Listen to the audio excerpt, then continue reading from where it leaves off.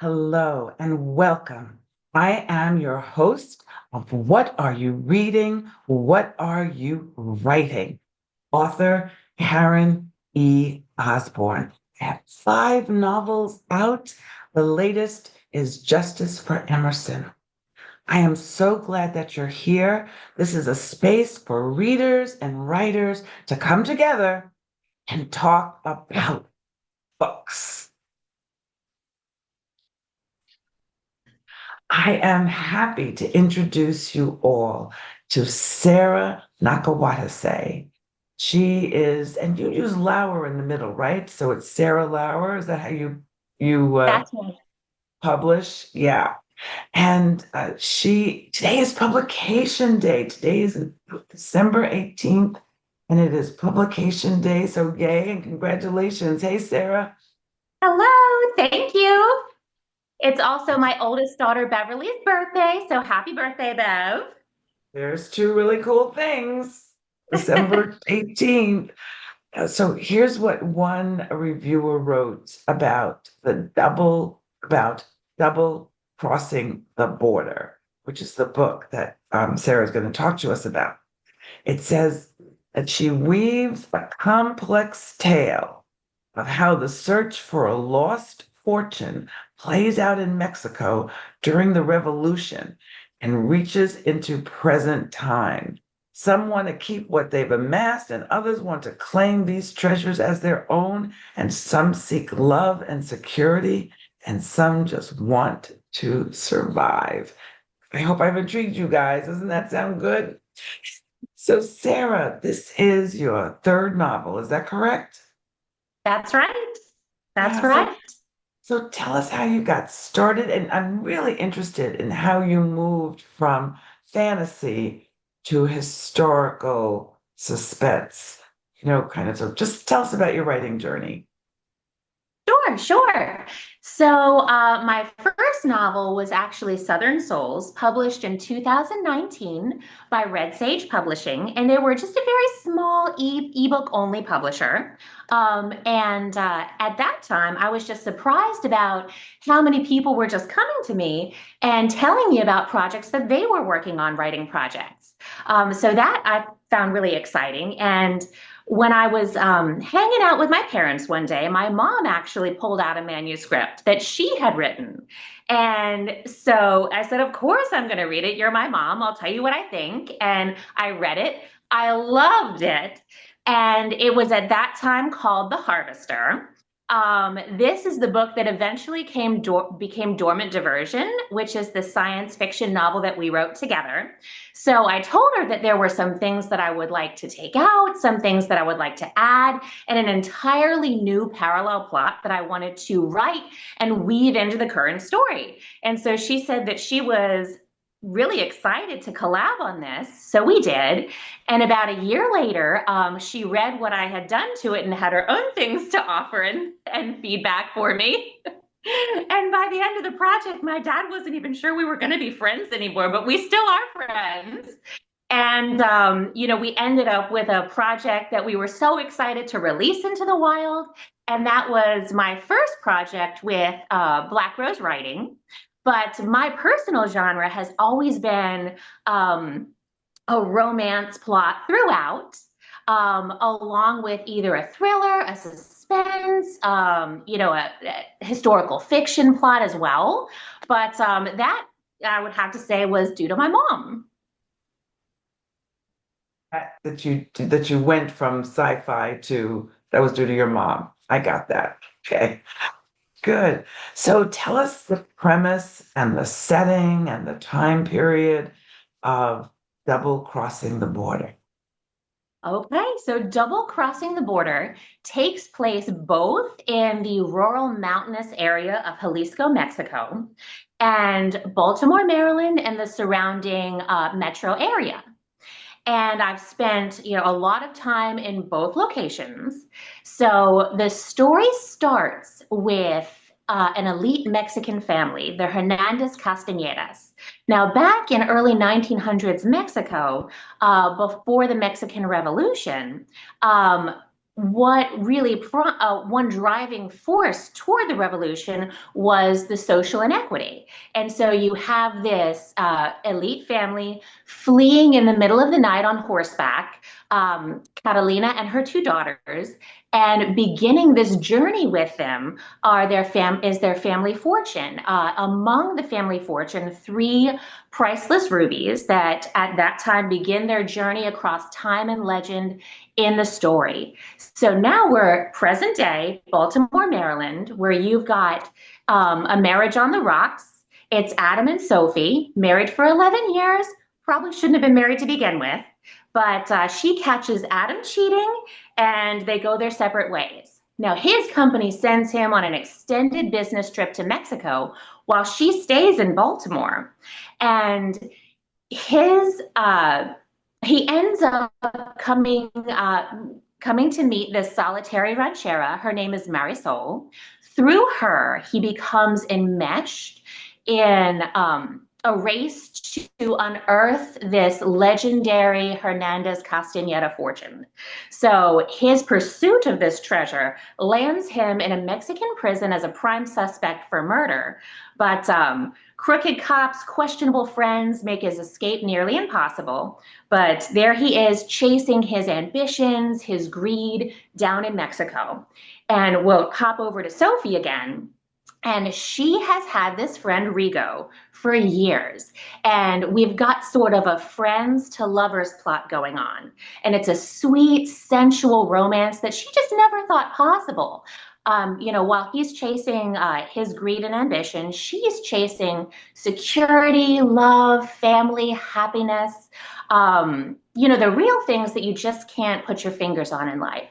And so I'll kind of leave it at that and leave you wondering, who will strike it rich and who might lose everything in this cross-cultural tale, double crossing the border. Oh, it's really quite a page turner. It's a wonderful story. So tell us about what you like about your main characters. What do you love about them? What would you like the audience to know about them as people? Okay. What I love about the main characters is that they really are true to themselves and who they are throughout the whole story. Now, whether we like Adam or whether we hate Adam, Adam is who he's always been. And of course, he's got his character arc where we see changes. But, in the end, does he really change? And do people really change? Are we looking for things in other people that we need to be, looking to find within ourselves? But I do love all of the characters because, even though they take these journeys through life and, discover new things about places and themselves and other people, we are kind of who we are in essence, that timeless saying, you can't change somebody. Hmm. Well, you can't change somebody else, but a person can change themselves, right? Correct. If they're Correct. motivated enough. That's right. I agree. Yes. So, I was so intrigued that you have another book coming out in March. And it's the book that you had written earlier, right? That's So is this just a republication or did you rewrite it or just tell us about the book that's coming out in March? so this book is my baby. I think every author has their favorite project, their baby project, the one that they just want to see succeed. And that is Southern Souls for me. So 6 months after it was published, the publisher closed. And so I was just, a little saddened by that, but so excited that this second chance romance has a second chance with Black Rose Writing. So I ended up just re-delivering half the content, and half the content is completely new. I feel like I've written a brand new book, just added depth of character, and I'm just so satisfied and happy with the way things turned out. Sometimes things that are meant to be just are, and I think this was the way this was supposed to go for this book. I've got high hopes, and basically, It chronicles the life of a slave child on a certain plantation in Georgetown, South Carolina, as well as the present day life of a single mother on the same plantation. And eventually their stories collide. So it is a romance, historical fiction, meeting in the center as a Southern ghost story. So it's got a little bit of something for everybody and something definitely to check out in March. Art. So that's terrific. You know, it's interesting because I have my first novel, you know, and that's your passion project, and it's coming out in October. I rewrote it, totally rewrote it, and it's coming out in October, and I'm writing a sequel to it. So it is wonderful to see your baby get another chance, right? A second chance. I love Yeah. that. And I Also, would you, love to read it. well, thank you. I'll make sure you do. So Okay. it was lovely when I was reading about who you are and visiting your website, and you have this scholarship, and I would love to hear more about that. Absolutely. So it is the Joe Lauer Creative Writing Scholarship, open to all graduating seniors in Horry County, South Carolina. Mhm. And it is an essay contest. Basically, the prompt is to take the book Dormant Diversion that my mom and I wrote together, use it as inspiration, and write a scene where you show a person or object transforming into a completely new person or object. And I have gotten so many powerful scenes, just varying content, different characters. These entries have just blown me away. This will be the fourth year that we're doing this. And it's actually named after my dad. Now, my dad was not a big reader. Okay, he was always waiting for the movie. Didn't read a single thing I ever wrote. But he was the nicest guy you could ever meet. And he loved seeing young people succeed. He would love to have his name on something like this. Just to give you like a little example of just how sweet my dad was, he had a retail store in Myrtle Beach for quite a number of years before he passed, and he would keep canes behind his counter. As you know, Myrtle Beach is, an area with a lot of retired folks, and a lot of people with mobility issues would come in and shop around, and he'd just be worried that they were going to fall over. And so he Mhm. kept this stash of canes, and he would just give them out to customers that he thought needed them. And my mom just supplied him with a steady supply of Amazon canes. And he did this for years. Sweet. Did anybody ever get upset? I'm No, fine. no, I'm fine. No. Okay, good. yeah. That's beautiful. And so your scholarship is for high school seniors. Yes. Very, very nice. I hope that do you stay in touch with them? I actually have, I don't really stay in touch just because when we do have that connection, I'm an adult and they're, a child. And so I just kind of keep it, just very professional. And I only ask for their name, the school's name, and the entry. No other personal information. They can provide a picture if they want or not. And their entries are forever on my website. You can read all of the past entries, and anybody who chose to submit a photo, you can see the photo of the winner as well. Very nice. Very nice. Yes. What a good sensitivity. I didn't even think about that. Of course, you'd have to be so careful. But thank you. That's beautiful. So this is a show about reading and writing. And I wonder if, as you think about your writing journey, if there was an author or a book that really had made a huge impression on who you are as a writer. Yes, I have got every Game of Thrones novel. Now, I could Mm, never compare myself to George R. R. Martin, but I have to say that, reading his books and just being transported to Westeros every time I open one was just amazing. I've never seen that type of world building and character development. I mean, these books, you stack them up, they're a foot and a half tall, and I just couldn't get enough. I'd read another 3 feet of them. But I just remember I've been a working mom for forever, and I had three small kids at one point, and the littlest one would still take a nap on Saturdays and Sundays. And I would lay down at nap time with him because he was very spoiled and wouldn't sleep without me laying next to him. So it would be about an hour and 15 minutes, and I would read Game of Thrones, and he would sleep. And it was just like a little timeout for both of us. And it was just the perfect series for that time in my life. Wow, that's great. I didn't read the series. I only followed it on, on television, but really quite an amazing, amazing series. Yes.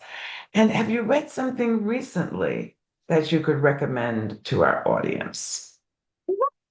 So I was thinking about this question, and I picked something that everybody would have heard of and that, nobody would have heard of yet because it's not out yet. So first, I'm a member of two book clubs, the Bookworms and Hot and Booked. And the Bookworms selected The Housemaid by Frida McFadden. Oh, And yes. everybody's heard of that one because it's so fabulous. And I feel like what drives her stories are her dialogue and what her characters are thinking. And, the points at which she introduces key information just keeps you turning the pages. So well done. Highly recommend. Everybody would love that. Um, and the other one is actually not coming out until July of 2026. And it's written by Christopher Amato, who is another Black Rose writing author. It's called Leaving Marinella. And it is just a book that has stayed with me. It chronicles this long family saga, multi generational from Italy to the United States. And every generation, you just fall in love with these characters, and the author just makes you feel like you're at home with every Mhm. set of characters. And I finished the book, and I just like, I shed a tear. I was like, I'm gonna miss these characters. And I would highly recommend it. It's not coming out until July, but it's called Leaving Marinella. Well, July will be here before we know it. So that's really That's good. Thank you so much. So now everybody's totally fallen in love with you, and they are very interested in your books, all of them, but including crossing the border, no, double crossing the border. So you can buy all of her books on Amazon, Barnes and Noble, your local independent store. You can borrow them at your local library. If you don't see them on the shelf, you know what to do, just ask. But how could people be in touch with you? How do they find you on the internet and find out what events you're going to be at and all that kind of stuff? All right, the easiest way is just go to saralauernakawatase.com. And from there, you'll see all of the events. Scroll down to the bottom. You can click on any of the social media icons and get all of your information from one place. Great. All right. Well, thank you, Sarah. It was lovely, lovely meeting you, and it was lovely reading your wonderful prose and rich characters and romance. All of that was so entertaining. Thank you so much for coming, and I thank all of you for watching. I hope that you will follow Sarah, that you will go to her website, that you will be in touch with her, that you'll buy her books, that you'll write a review, and that you'll tell her that you met her on What Are You Reading? What Are You Writing? Have a great week, everybody, and I'll see you next time. Bye.